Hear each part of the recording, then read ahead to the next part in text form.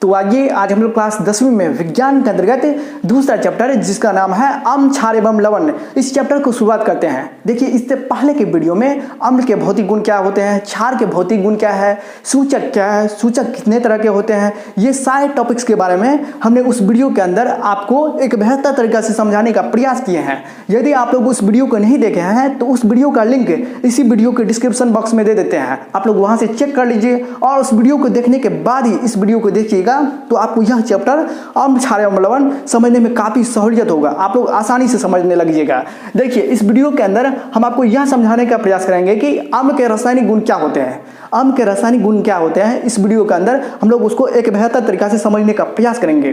देखिए अम्ल के रासायनिक गुण को समझने से पहले अम्ल और क्षार के बारे में विभिन्न प्रकार के वैज्ञानिकों ने क्या क्या कहा है, यानी कि अम्ल एवं क्षार के बारे में वैज्ञानिकों ने क्या क्या कहा है उसको सबसे पहले हम लोग जान लेते हैं, क्योंकि ये भी आपके बोर्ड परीक्षा के लिए यानी तो पॉलिटेक्निक पैरामेडिकल परीक्षाओं के लिए काफी महत्वपूर्ण है। आइए जानने का प्रयास करते हैं। देखिए आर्हेनियस ने कहा था, आर्हेनियस, इसके बाद देखिए ब्रॉस्टन लॉरी, ब्रॉस्टन लॉरी, ये लिख लीजिएगा। हम जो अभी बताएंगे उसको आप लोग एक बेहतर तरीका से लिख लीजिएगा, ये भी आपके आने वाले बोर्ड परीक्षा के लिए काफी महत्वपूर्ण है, पूछेगा। देखिएगा ना, लुईस ने क्या कहा था। देखिए आर्हेनियस ने कहा था कि अम्ल जल में घुलकर H+ आयन देता है। किसने कहा था कि अम्ल जल में घुलकर H+ आयन देता है? तो आर्हेनियस ने। जब अम्ल के बारे में कहा कि H+ आयन देता है तो आर्हेनियस ने ही कहा था क्षार के बारे में। क्षार वह पदार्थ है जो जल में घुलकर OH- आयन देता है। यहां देखिए अम्ल के बारे में क्या कहा था, तो अम्ल के बारे में कहा था H+ आयन, और क्षार के बारे में कहा था कि OH- आयन देता है। कौन? आर्हेनियस ने कहा था। आर्हेनियस ने कहा था कि अम्ल जल में घुलकर H+ आयन देता है, क्षार जल में घुलकर OH- आयन देता है। इस तरह से आप लोगों को फेयर में लिखना है, कॉपी में, समझ गए। ठीक उसी तरह ब्रॉस्टन लॉरी, इसका मतलब भी हम अभी तुरंत समझाएंगे। इन्हें जो लिखा दिए, रटन प्रणाली वाला बच्चा नहीं बनना है, उसको बढ़िया तरीका से हम लोग समझेंगे भी कि किस आधार पे कहा था कि आर्हेनियस अम्ल जल में घुलकर H+ आयन देता है, क्षार जल में घुलकर OH- आयन देता है। इसको भी एक बेहतर तरीका से समझाएंगे, आप लोग धैर्य रखिए। पहले हमको इस बात को तो हमको याद करवाने दीजिए आपको कि अम्ल जल में घुलकर H+ आयन देता है, किसने कहा था? तो आर्हेनियस ने। क्षार जल में घुलकर OH- आयन देता है, किसने कहा था? तो आर्हेनियस ने। इसके बाद देखिए ब्रॉस्टन लॉरी ने कहा था कि अम्ल प्रोटॉन देने की क्षमता रखता है। प्रोटॉन, यहां देखिए, प्रोटॉन देने की क्षमता रखता है। किसने कहा था? तो ब्रॉस्टन लॉरी ने।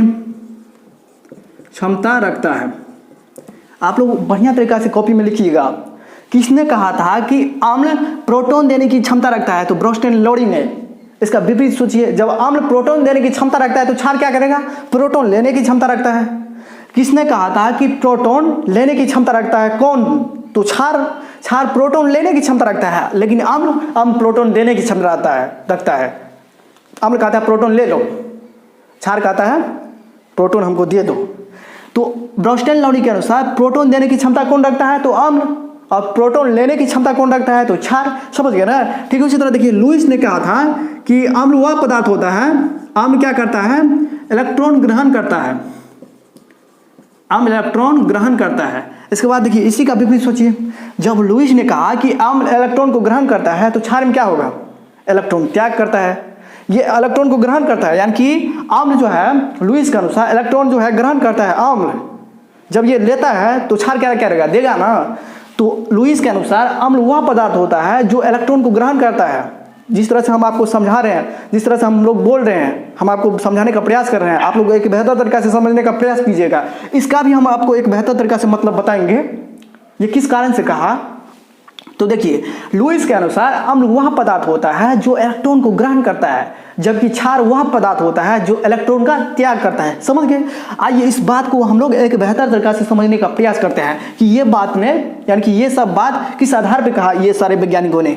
देखिए यहाँ पे अम्ल, यहाँ देखिए जोड़ धातु, जोड़ का मतलब क्या? अम्ल धातु से अभिक्रिया करता है, क्या देता है? यहाँ देखिए अम्ल जब धातु से अभिक्रिया करता है तो क्या देता है? तो लवण प्लस हाइड्रोजन गैस देता है ना।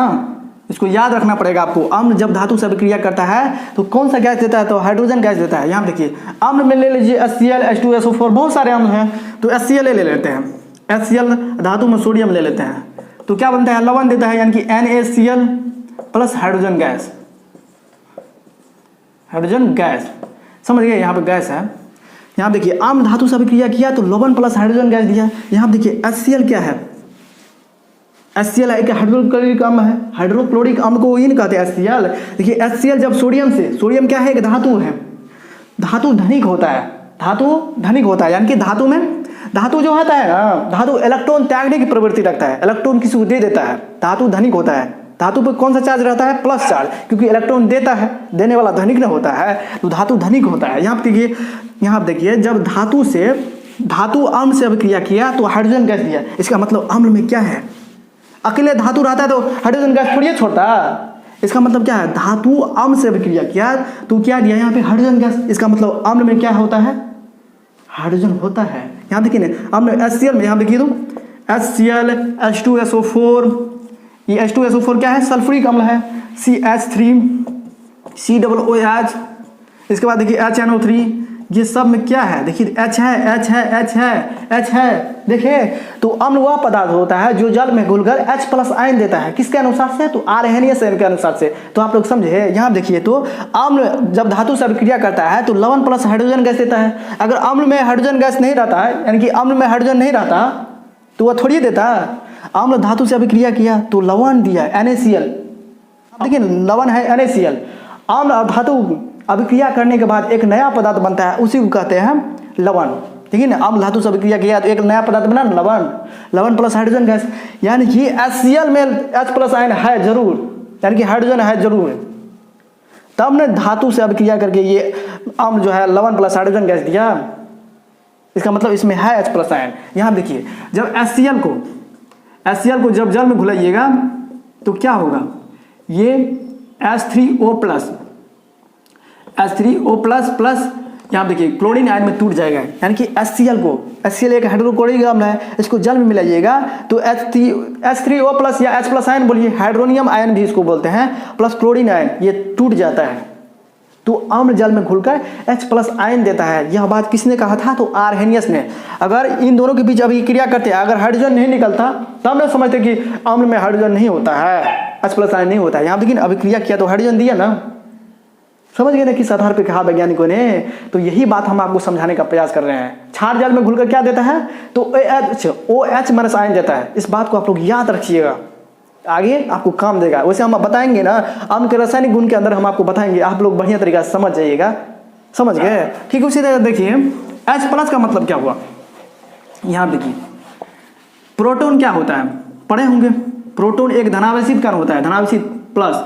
इलेक्ट्रॉन क्या होता है, इलेक्ट्रॉन एक ऋणावेशित कण होता है, नेगेटिव चार्ज होता है इलेक्ट्रॉन पे, न्यूट्रॉन पे कोई चार्ज नहीं होता है, न्यूट्रॉन पे आवेश शून्य होता है, समझे। यहाँ देखिए प्रोटॉन क्या है, एक धनावेशित कण है, तो H प्लस में यहाँ देखिए ये धनावेशित कण है ना। तो ब्रोस्टेन लॉरी ने क्या कहा था, अम्ल वह पदार्थ हो, यानी कि अम्ल वह पदार्थ होता है जो प्रोटॉन देने की क्षमता रखता है। क्षार के बारे में क्या कहा था ब्रोस्टेन लॉरी ने, क्षारक वह पदार्थ होता है, यानी कि क्षार वह पदार्थ होता है जो प्रोटॉन लेने की क्षमता रखता है। ये अम्ल जो है प्रोटॉन देने की क्षमता रहता है, और उसका विपरीत सोच लेंगे किसमें, क्षार में, प्रोटॉन लेने की क्षमता रखता है, लेने देने की क्षमता, समझ गए ना। तो इस तरह से आपको समझना है। H प्लस का मतलब प्लस प्रोटॉन होता है, पॉजिटिव। प्रोटॉन क्या होता है, धनावेशित कण होता है ना। तो H प्लस का मतलब समझे, अम्ल वह पदार्थ होता है जो प्रोटॉन देने की क्षमता रखता है, किसी को प्रोटॉन देता है, समझ गए ना ये सारी बातों को। तो इस तरह से आपको समझना है, हम जो भी बता दिए उसको समझिएगा। तो चलिए फिर मिलेंगे नई वीडियो में, तब तक के लिए हमें विदा दीजिए। जय हिंद, जय भारत, पढ़ते रहिए।